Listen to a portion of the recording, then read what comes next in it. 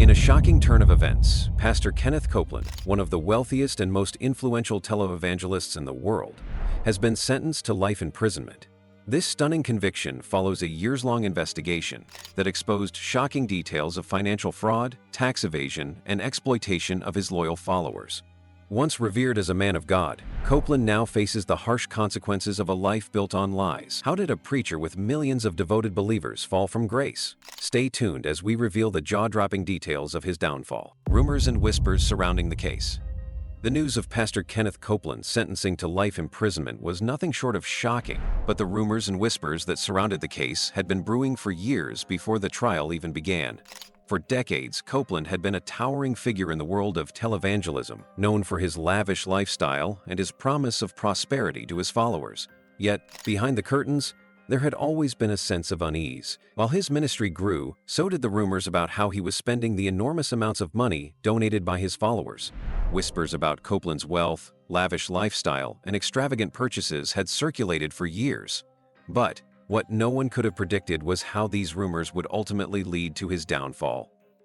At first, the rumors were mostly about his questionable spending habits. People talked about the fleet of private jets, the mansions, and the luxury cars. Copeland's critics pointed out how he often justified these indulgences by claiming that his extravagant lifestyle was a symbol of God's blessing. However, many followers began to wonder if there was more to it than just a preacher living out his faith. Was he truly spreading the gospel? Or was he using donations meant for religious purposes to fund a lifestyle far beyond what was necessary for his ministry? These questions simmered beneath the surface for years, but it wasn't until a former financial officer blew the whistle that the truth started to come out. The moment that set everything into motion came when Michael Thornton, a former financial officer at Copeland's ministry, came forward with evidence of financial mismanagement and fraud. His revelations were explosive, detailing how Copeland had personally diverted over $150 million from church donations to fund his lavish lifestyle. The whispers that had been circulating for years now had a foundation in hard evidence, and the public's suspicions quickly turned to disbelief. How could someone who preached prosperity and faith to millions be living such an opulent lifestyle while many of his followers struggled to make ends meet? The rumors about his financial practices were now being taken seriously, and people began to question everything they had believed about the man they trusted with their donations and faith. As the investigation picked up steam, more disturbing rumors emerged. Some insiders claimed that Copeland's empire wasn't just built on financial exploitation, but on a system of fear and control within his ministry. There were stories of staff members being intimidated into silence, threatened with legal action and even divine punishment if they questioned the ministry's spending practices. These stories added a sinister layer to the growing scandal. It wasn't just about money. It was about manipulation, secrecy, and power. The whispers about Copeland's behavior within his own organization grew louder, painting a picture of a man who had used his position of authority not just to enrich himself, but to control and silence anyone who dared to question him. Even as the trial began, the rumors continued to swirl. People speculated about the motivations behind Copeland's actions, with some suggesting that he had been motivated by pure greed, while others pointed to a deeper psychological need for control and power. Was he simply taking advantage of the trust placed in him? Or was there something more troubling at play? The media, always hungry for a story, jumped on these theories, amplifying them to the point where it seemed like everyone had an opinion on what had really been going on behind closed doors. The rumors about his guilt or innocence were endless, and it was hard to know where the truth began and the speculation ended. As the trial unfolded, the whispers grew into a full-blown storm. Some of Copeland's former followers came forward with emotional testimony, describing how they had been manipulated into donating large sums of money, believing they were helping to spread God's message. Many spoke about the spiritual devastation they felt when they realized they had been deceived, giving their hard-earned money to a man who was using it for his own personal gain. The media was relentless in covering these stories, broadcasting the emotional reactions of those who had been betrayed. This only intensified the rumors, with some wondering if the scale of the fraud was even larger than anyone had imagined. By the time the verdict was delivered, the rumors had become a part of the public narrative. Whether true or not, they had helped shape the way the public viewed Copeland. Some still stood by him, claiming that he was being persecuted for his faith, while others couldn't shake the belief that the man they had trusted for so long had lied to them for his own personal gain. The rumors had escalated into something much bigger than a financial scandal. It had become a moral and spiritual reckoning, one that would force many people to confront the reality of how they had been influenced and misled. The evidence against Copeland. The evidence against Kenneth Copeland was staggering and undeniable. What had initially started as whispers and rumors about his lavish lifestyle and questionable financial practices quickly turned into a full-scale investigation that uncovered disturbing details about the way he had used his position as a preacher to amass an enormous fortune. The case against him revealed a pattern of fraud, deceit, and exploitation that shocked both his followers and the public. This wasn't just a simple case of mismanagement. It was a deliberate effort to use faith to manipulate and profit from thousands of people, many of whom were struggling financially and looking for hope. The investigation into Copeland's finances began when Michael Thornton, a former financial officer at Copeland's ministry, came forward as a whistleblower. Thornton had worked as the deputy financial controller for the ministry for 14 years and had witnessed firsthand the financial irregularities that were taking place. He secretly copied financial records, offshore account details, and internal communications before leaving the organization in 2020. His decision to expose what he had seen was driven by a growing sense of guilt and frustration. He knew that the ministry was using donations meant for the spread of God's word to fund Copeland's extravagant lifestyle. As Thornton later testified during the trial, it broke him to watch people send their last dollars to the ministry, while Copeland used their sacrificial giving to buy private jets, luxury properties, and other high-end items. He couldn't stay silent anymore. Thornton's revelations sent shockwaves through the ministry and the public. The investigation that followed by the IRS, FBI, and Department of Justice was both thorough and damning. What they uncovered painted a picture of a man who had taken advantage of his religious position to create an empire for himself, at the expense of those who trusted him. The ministry had become more of a personal business venture than a religious organization. Copeland had personally diverted over $150 million in donations from the church to fund his lavish lifestyle. The evidence showed that Copeland had used this money to purchase private jets, mansions, luxury vehicles, and other extravagant items, all while claiming that the funds were being used for missionary work and humanitarian efforts. One of the most striking pieces of evidence that emerged was the revelation that Copeland had spent an eye-watering $17,500,000 on private aircraft in a single year. This was on top of the many other luxury items he had accumulated over the years. Copeland had long defended his lavish lifestyle by claiming that it was necessary for his ministry, pointing to the international reach of his broadcasts and the need for travel. However, prosecutors argued that this justification was nothing more than a cover for his personal greed.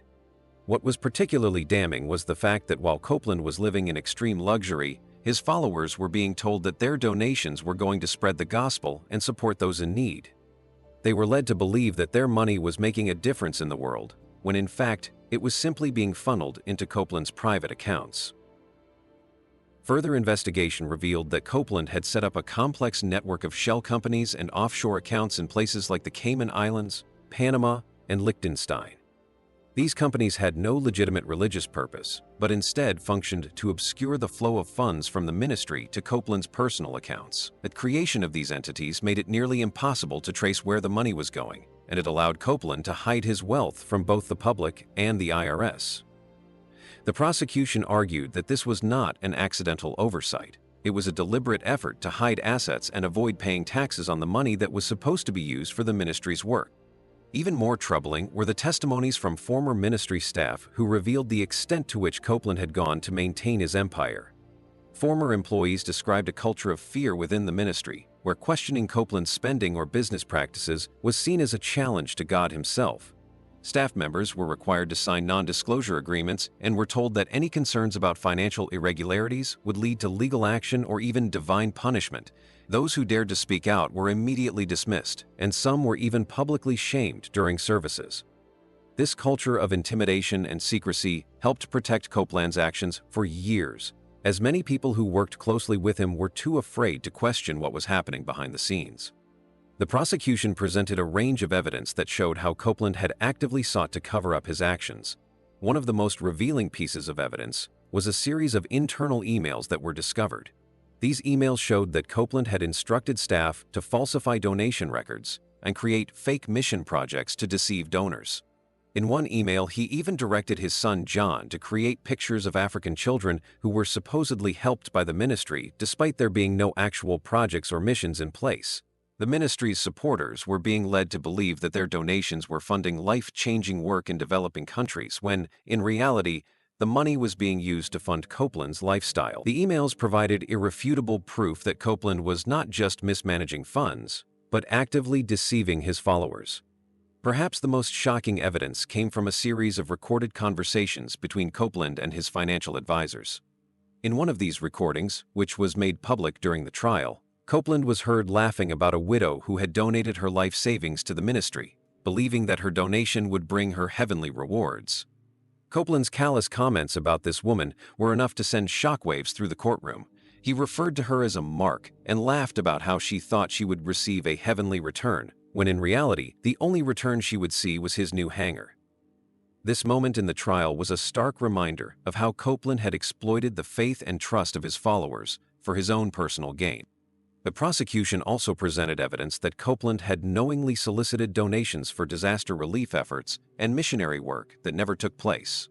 One particularly devastating example was the evidence that funds raised for Hurricane Katrina victims had been diverted to buy real estate and fund business ventures owned by the Copeland family. Less than 3% of the donations raised for the victims actually went to relief organizations, while millions of dollars went toward purchasing distressed properties in affected areas. This was a clear example of how Copeland had taken advantage of his followers' good intentions and manipulated their generosity for his own benefit. As the trial continued, more testimonies came to light, further solidifying the case against Copeland. Former ministry partners and associates spoke out about the manipulation they had witnessed over the years.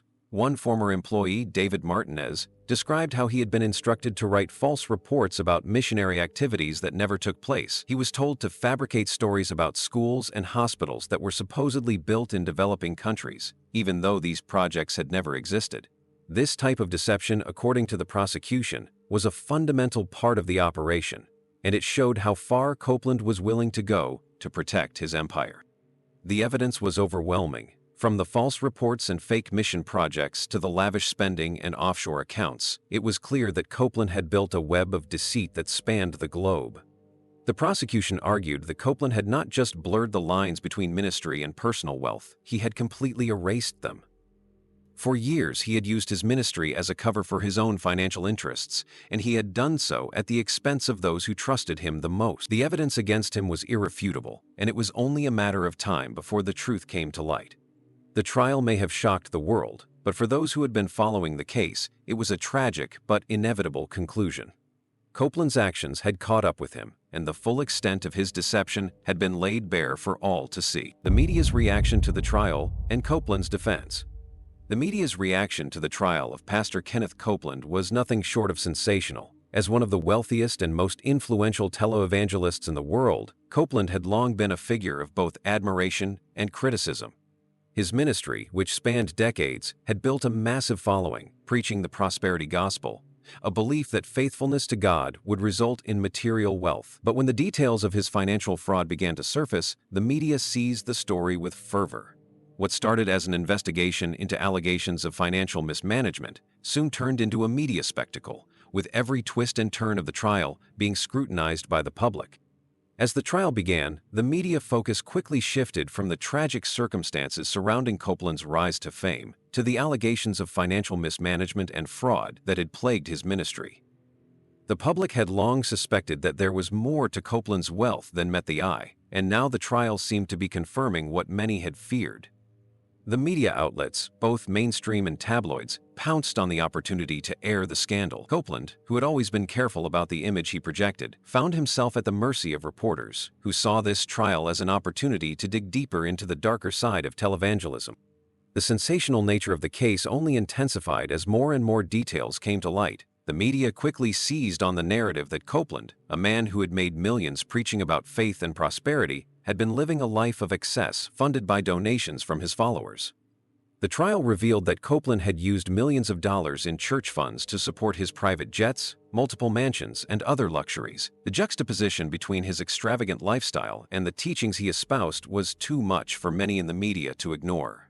Reports highlighted the stark contrast between the image Copeland had cultivated as a humble servant of God and the reality of his opulent lifestyle, funded by the very people who believed in him.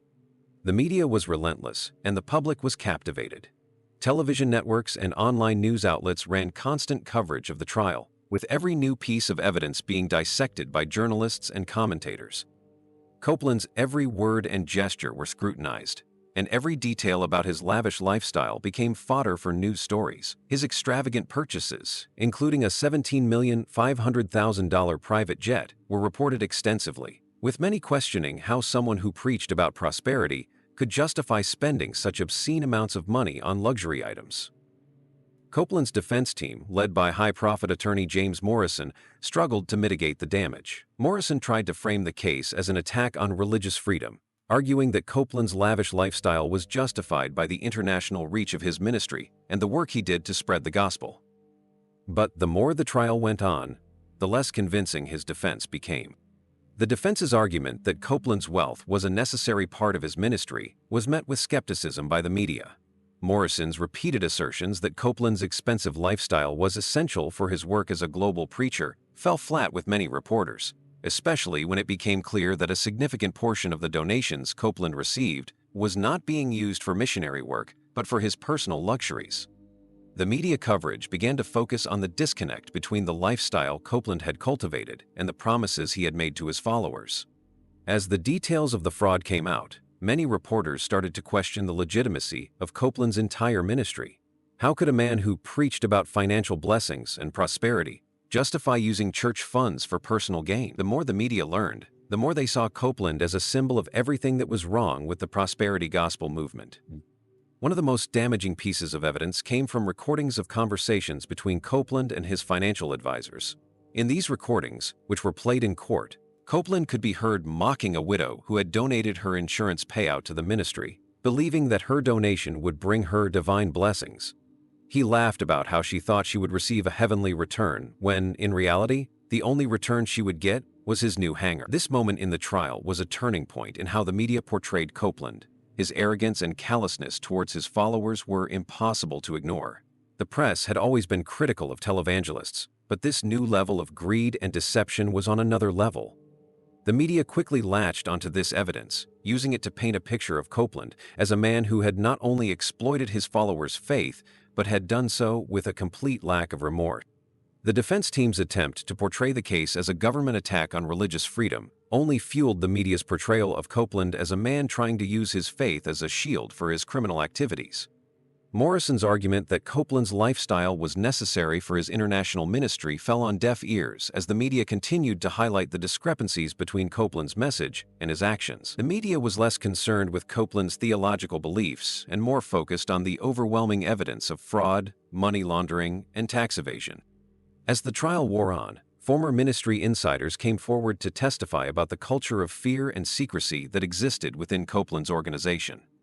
Sarah Williams, who had worked as Copeland's personal assistant for 8 years, testified about how staff members were required to sign non-disclosure agreements and were threatened with legal action or divine punishment if they questioned the financial practices. This testimony added another layer to the media's portrayal of Copeland as a man who used intimidation and manipulation to maintain control over his empire. The media coverage shifted from focusing solely on the financial fraud to exploring the broader implications of Copeland's behavior. The stories of former employees who had been silenced or dismissed for questioning Copeland's spending only deepened the narrative of a man who had built an empire on lies and deception. While some of Copeland's supporters continued to defend him, arguing that he was being persecuted for his faith, the majority of media outlets were focused on the overwhelming evidence of his financial misdeeds. The media's portrayal of Copeland began to shift from that of a respected religious leader to that of a man who had used his position to deceive and exploit those who trusted him. His image as a man of faith had been shattered, and the media coverage reflected the public's growing disillusionment with him. As the trial came to a close, the media's focus shifted to the sentencing. The coverage was filled with reactions from former followers, many of whom were devastated by the realization that the man they had trusted for years had used them for financial gain. The media also focused on the broader implications of the case for the televangelism industry. Legal experts weighed in on how this case could change the way religious organizations are scrutinized in the future. The case against Copeland had become more than just a story about one man's greed. It had become a symbol of the potential for change within the televangelism world. When the life sentence was handed down, the media was filled with mixed reactions. Some saw it as justice for the countless people who had been deceived by Copeland's teachings and exploitation. Others, however, still believed that Copeland was a victim of religious persecution. The media's portrayal of the trial, however, was clear. The case had exposed the dark underbelly of the prosperity gospel movement, and Copeland was its most high-profile casualty. The media's relentless coverage ensured that his downfall would be remembered as a defining moment in the history of televangelism. It wasn't just the end of Copeland's ministry. It was the beginning of a broader conversation about accountability and transparency in the world of religious organizations.